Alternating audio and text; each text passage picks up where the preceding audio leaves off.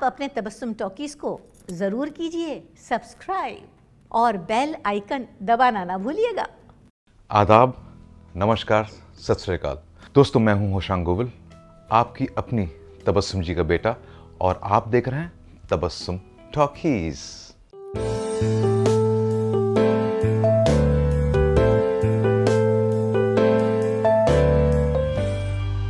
सेठ जी, मेरे भाई ने अपनी जिंदगी का बेहतरीन हिस्सा आपकी नौकरी में गुजारा है। अगर आप उसके लिए इतना करते हैं तो ये इंसाफ की बात है।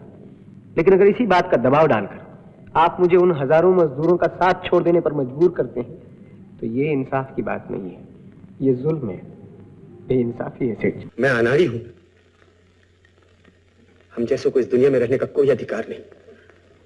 इस दुनिया में जीने का अधिकार तो उनको है जिन्हें सड़कों पर बटुए मिले और उन्होंने वापस नहीं किए। ये दुनिया दिल वालों की नहीं, दिमाग वालों की है।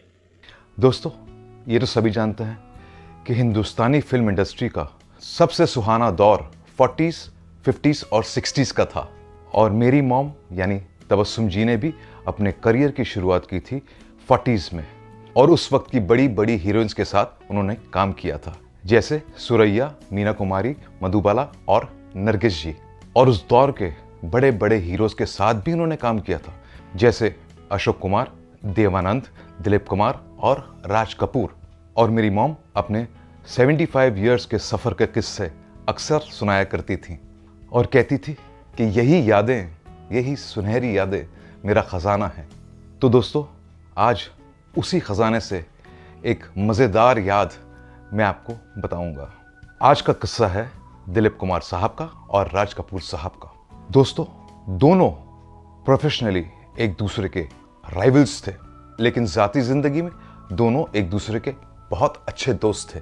और हम आपको बता दें कि उन्होंने अपने करियर में एक ही फिल्म एक साथ की थी, और उस फिल्म का नाम था अंदाज, जो आई थी 1949 में। और उस फिल्म के प्रोड्यूसर और डायरेक्टर थे द ग्रेट महबूब खां साहब। ये फूल सिर्फ आप पर ही खिलता है राजन बाबू जी, आप तो तकल्लुफ करते हैं। दिलीप साहब, मुझसे ज्यादा ये आप पर सजता है। ये मेरी सजावट नहीं,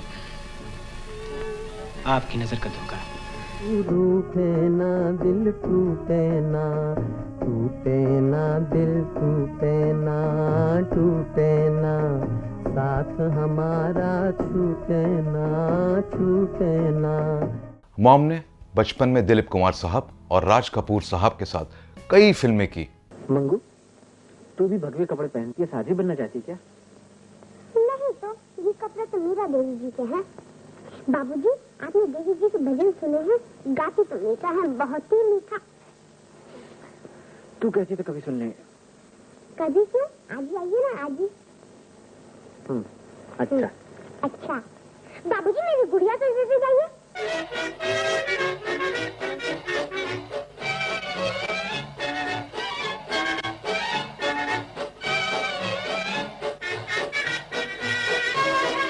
मैं हूँ एक खलासी, मैं हूँ एक खलासी, तेरा नाम, मेरा नाम है भीम पलासी, खलासी भीम पलासी, खलासी भीम पलासी, खलासी भीम पलासी। राज साहब और दिलीप कुमार साहब मेरी मॉम को बहुत चाहते थे और प्यार से उन्हें बेबी कहा करते थे। और जब भी मेरी मॉम से अलग अलग वो मिलते थे तो दिलीप अंकल कहते थे कि बेबी बताओ, मैं ज़्यादा अच्छा और हैंडसम हूँ कि तुम्हारे राज अंकल ज़्यादा अच्छे और हैंडसम हैं? तो मॉम कहती थी, दिलीप अंकल आप बहुत अच्छे और हैंडसम हैं। और यही बात जब राज अंकल पूछते थे मम्मी से कि बेटा मैं ज़्यादा हैंडसम हूँ कि तुम्हारे दिलीप अंकल ज़्यादा हैंडसम हैं, तो मॉम कहती थी, राज अंकल ऑफ कोर्स आप। लेकिन एक बार मॉम, दिलीप साहब और राज साहब एक ही स्टूडियो में अपनी अलग अलग फिल्मों की शूटिंग कर रहे थे। लंच ब्रेक में दोनों ने मॉम को पकड़ लिया और कहा, हाँ बेबी, तो अब बताओ हम दोनों में तुम्हें कौन अच्छा लगता है, कौन ज़्यादा हैंडसम है? तो मॉम कुछ बोलने जा ही रही थी कि दिलीप साहब ने अपनी जेब से कंघी निकाली और अपने बाल संवारने लगे। तो मॉम ने कहा, दिलीप अंकल आप अच्छे हैं। उतने में राज साहब ने अपनी जेब से चॉकलेट निकाली और कहा, बेबी अब बताओ कौन ज़्यादा अच्छा और हैंडसम है, तो मॉम ने राज साहब के हाथ से चॉकलेट छीन ली और कहा, राज अंकल आप, और भागी।